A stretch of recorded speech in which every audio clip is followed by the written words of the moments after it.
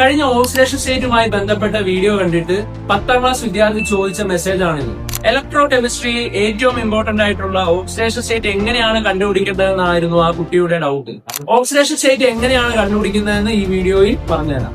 Lemon atomic നമ്പറുള്ള സോഡിയത്തിന്റെ case നമുക്ക് എടുക്കാം. ഇതിന്റെ കോൺഫിഗറേഷൻ വരുന്നത് 281 എന്നുള്ളതാണ്. കെ ഷെല്ലിൽ 2 ഇലക്ട്രോൺ, എൽ ഷെല്ലിൽ 8 ഇലക്ട്രോൺ, എം ഷെല്ലിൽ 1 ഇലക്ട്രോണും ഇതിനുണ്ട്. ഇത് ശ്രമിക്കുന്നത് എം ഷെല്ലിലെ ഈ ഇലക്ട്രോണിനെ കളയാനാണ്. എന്തിനു വേണ്ടി?